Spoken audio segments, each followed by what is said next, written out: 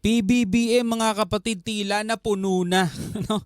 At talagang gumagawa ng paraan mga kapatid ang PBBM at ginagamit lahat ng mga pagkakataon para ihayag sa buong mundo, ipakita sa buong mundo kung ano ang ginagawang pangharas, pananakot at panggipit ng China dito sa atin, no? Dito sa Pilipinas. Na talagang lahat ng mga meeting opportunity mga tol ginagamit niya yan. At sinabi niya nga mga tol, napakarami na daw ng mga bansa na nag-aalok ng tulong mga tol dito sa ating bansang Pilipinas. So itong panoorin natin mula to kay Melvs Castle, sama-sama natin tong panoorin. Pero bago natin to simulan, huwag mong kalimutan mag-subscribe sa kanyang YouTube channel, nakalagay po ang link sa ibaba.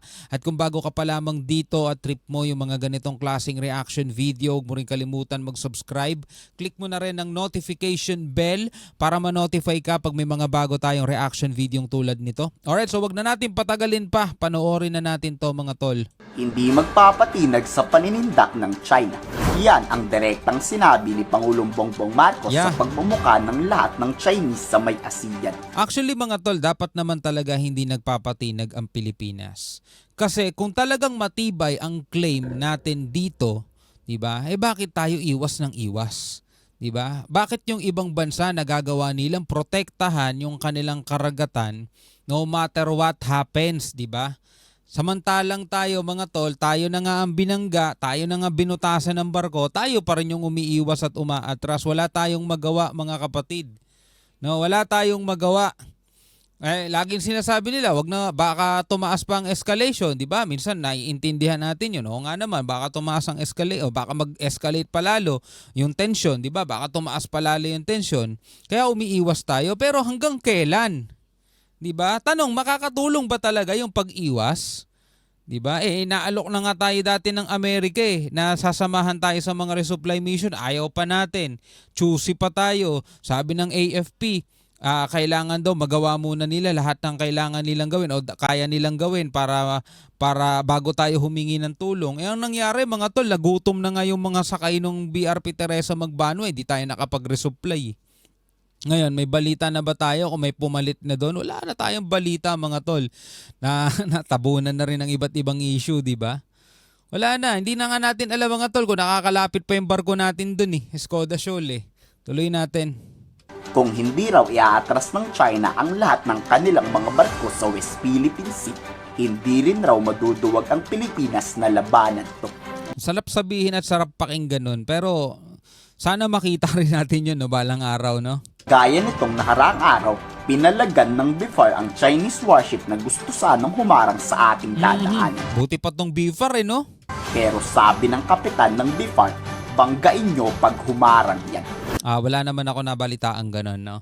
Dahil pala yan sa utos ni PBB. Wala naman tayo nabalitaan mga yan. So yung sinabing ganun ni Melvs Castle, hindi ko muna iko-kumpirma at hindi ko muna patotohanan. Siguro kung mapapanood ko na siguro talaga sa balita, no? Tuloy natin.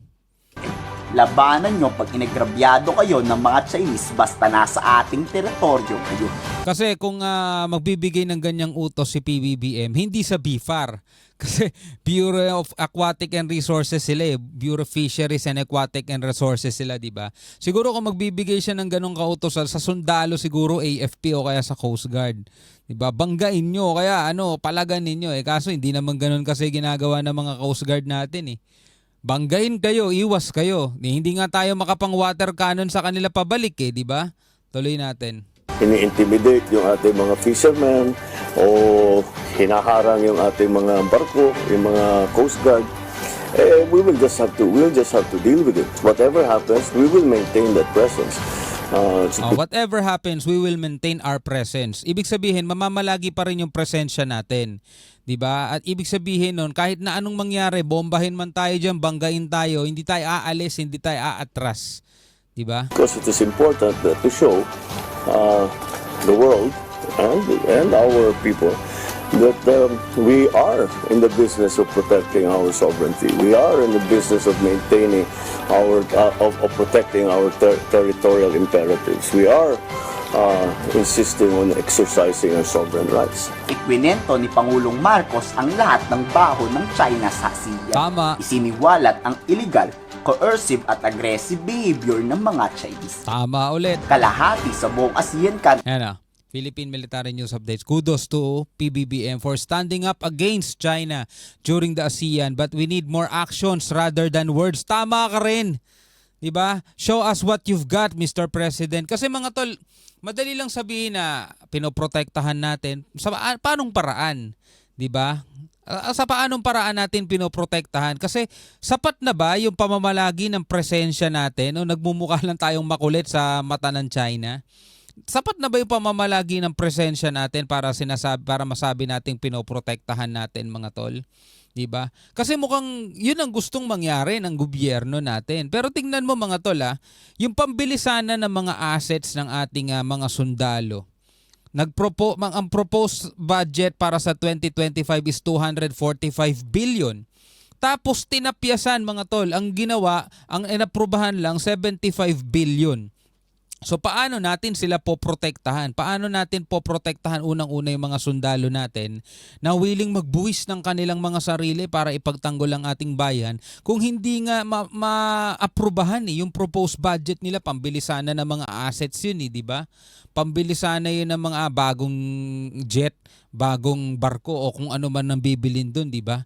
So ano yun? Pamamalagi ng presensya ng mga barko natin dyan tapos bubutasin lang ng China, hindi naman tayo papalag. Diba?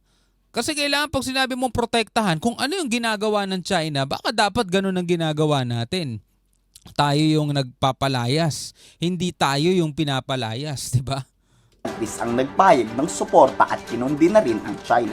Pero alin kaya ang mga bansang pro-China pa rin sa kabila ng mga hayop na pag-uugali ng mga Chinese? Marami, no? President Marcos announced that half of Association of Southeast Asian o ASEAN countries have offered support and assistance to the Philippines amid ongoing harassment by China in the Philippine Sea. Yes, tama yun. Marami daw mga tol ang nag-alok ng tulong sa Pilipinas. Hindi naghahanap ng away si PBBM. Gusto lang ipamukha ng ating Pangulo sa China na mali at hindi porket malakas na bansa ang China, bubuli-bulihin na lang tayo. Tama. It is always very useful because at some point there are many offers of help. And they say, if that is the problem, maybe we could do this. Maybe we could. Maybe our country can send vessels. Maybe we can have joint operations. Maybe we can have discussions. Maybe I could serve as an interlocutor. All of these offers, which would not come if we did not make our position clear and explain to them what the present situation is, how the situations have evolved. Hindi nakapalag ang China sa pinagsasabi ni Pangulong Marcos. Kahit ang war expert na si Dr. Chester Cabalsa natapangan kay PBBM. Yeah. Tama raw ang pinagsasabi ng ating Pangulo. Hindi kasi matapos-tapos ang Code of Conduct na susundin sa South China Sea dahil pinapatagal ng China. Pinipigilang matupad para China pa rin ang maghari-harian sa buong South China Sea. Pag natapos ang Code Yun, posible yun mga tol. Totoo yun, no? Hinaharangan at pinipigilan ng China. of Conduct ng Kaya nga ang China mga tol ayaw nila ng multilateral meeting di ba? Ang gusto nila bilateral o unilateral lang. Para nalalaro nila mga tol yung mga bansa, di ba? Kasi pag one-on-one meeting lang, katulad ng gusto ng China, nasisindak nila mga tol. Pero pag mga ganitong maramihan, lahat-lahat ng mga leader, wala Kailangan nila magbait-baitan kunyari ASEAN na yan, mawawala na ng karapatan ang China na pumasok sa buong South China Sea kasama ang West Philippines. I think he is braver enough now to send such statements like that kasi he has experienced it himself under his administration. Even with or without China, you can create your own code of conduct now.